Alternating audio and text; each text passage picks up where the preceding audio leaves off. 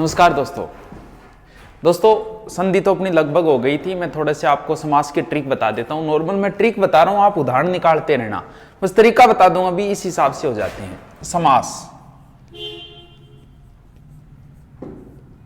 समास का अर्थ होता है संक्षिप्त यानी छोटा, यानी कोई शब्द है जैसे दही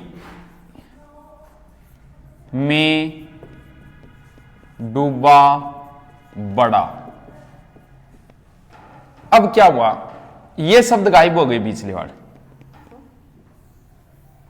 और ये दो नजदीक आ गए, शब्द बन गया दही बड़ा, यानी शॉर्ट में हो गया दही बड़ा, यानी संक्षिप्त। यहां शब्द गायब होते हैं, वहां होते हैं वर्ण, वहां वर्णों में चेंजिंग होगी, यहां शब्द गायब होंगे। जैसे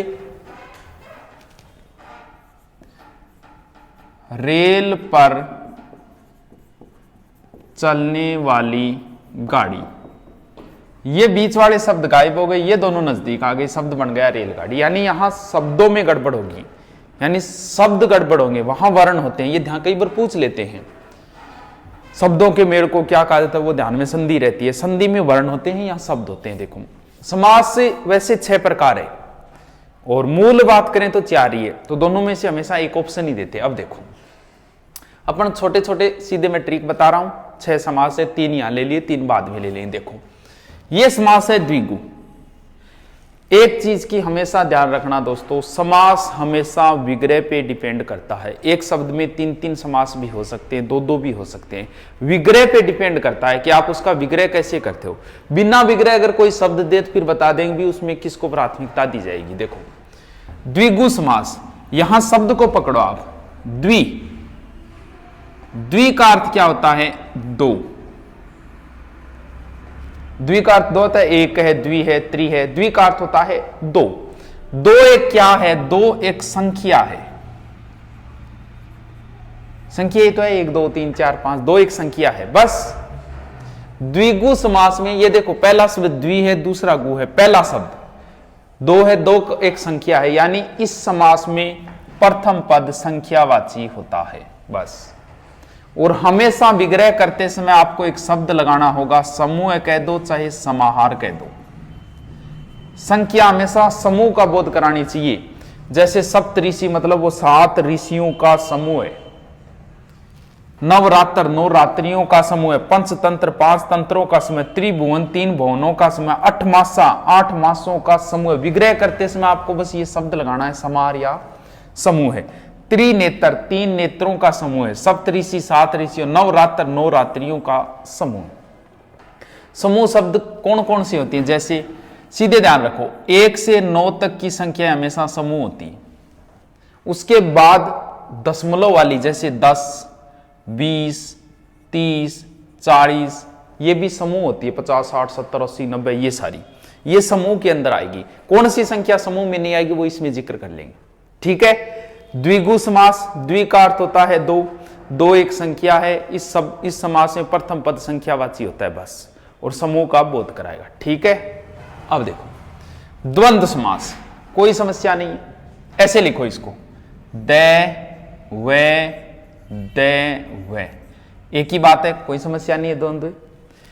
अब देखो इसमें क्या आ रहा है, एक दे आ रहा है और वापस दे आ रहा है, या फिर एक वे आ रहा है और क्या आ रहा है, वे आ रहा है, यानी और, बस इस और को याद रखो।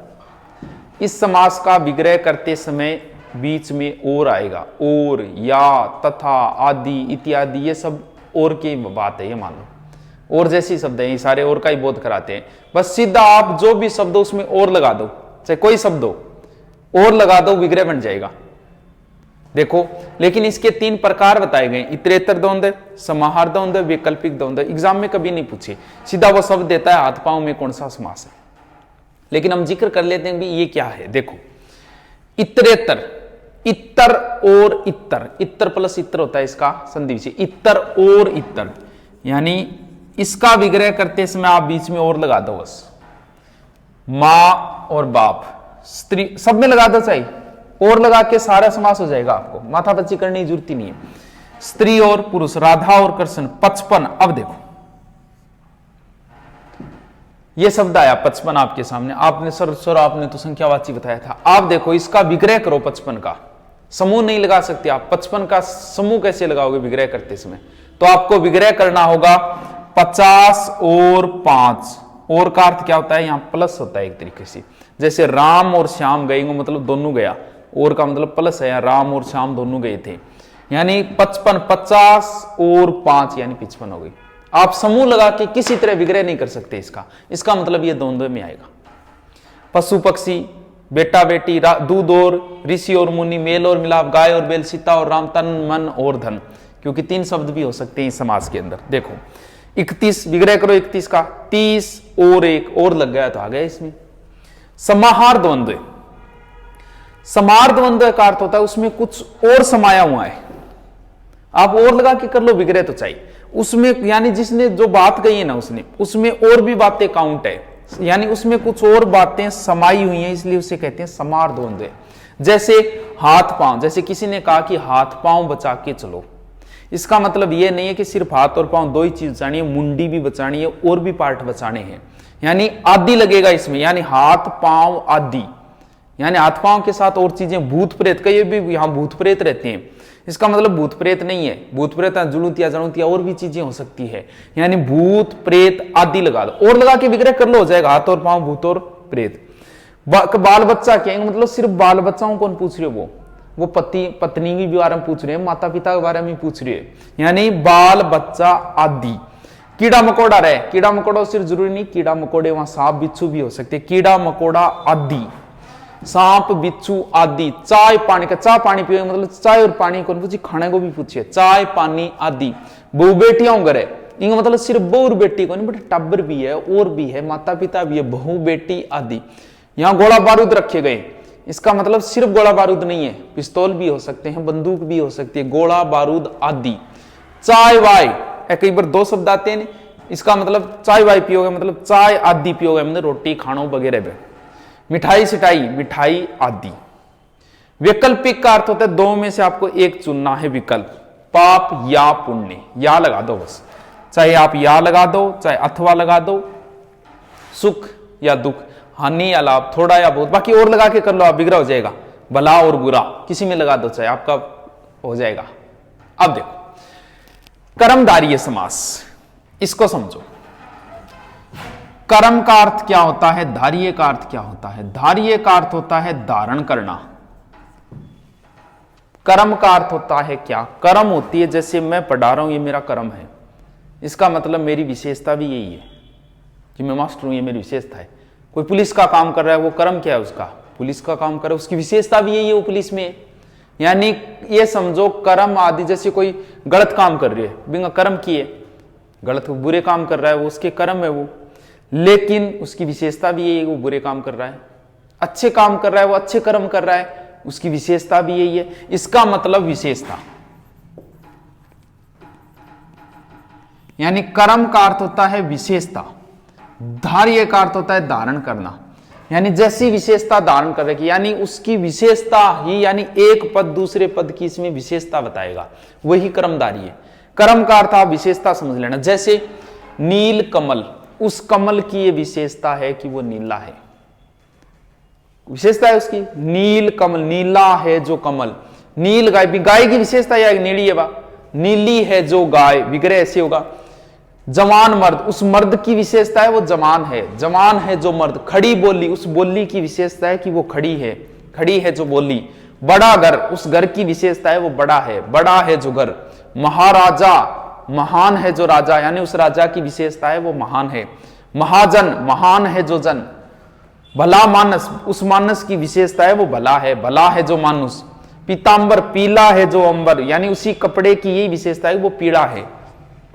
काला पानी, काला है जो पानी, उस पानी की विशेषता है वो काला है। काली मिर्च, काली है जो मिर्च, उस मिर्च की विशेषता है वो काली है। सुंदर लाल, उस लाल की विशेषता है वो सुंदर है जो लाल। महादेव, महान है जो देव, उस देव की विशेषता है वो महान है, कर्म है वो। महासागर, महान है जो सागर। उड़न तस्तरी, उड़ती है जो तस्तरी, यानी सिर्फ उसी तस्तरी की विशेषता है वो उड़ती है। सुपुत्र, अच्छा है जो पुत्र। सुकु जो आ जाए वो कर्मधारय में होंगे। मंद बुद्धि, मंद है जो बुद्धि, उस बुद्धि की विशेषता है वो मंद है। तिरवे भी हो सकती है, वो भी एक विशेषता है। का पुरुष, कायर है जो पुरुष, उस पुरुष की विशेषता है वो कायर है। का कुपुत्र, उस पुत्र की विशेषता है कि वो बुरा है। लाल कुर्ती, लाल है जो कुर्ती, उस कुर्ती की विशेषता है वो लाल है, चाहे काली पीली धोड़ी लाल कैसी हो, सब विशेषताएं हैं ये। महावीर, महान है जो वीर। मोटा ताजा, यहां दोनों ही विशेषता है, मोटो है वह भी विशेषता है, ताजा है वो भी विशेषता है। बस दोस्तों तीनों समास पूरे हो गए, कोई समस्या नहीं। समास समास ऐसे नॉर्मल है, थोड़े से बता दिए। साइंस वाले बच्चों की ज्यादा समस्या आती है, वो सीख जाएंगे इतने में। ठीक है, 3 बच्चे हैं वो और बता देंगे, बाकी इसके उदाहरण और आप निकालते रहो, बहुत उदाहरणों का कोई अंत तो है नहीं।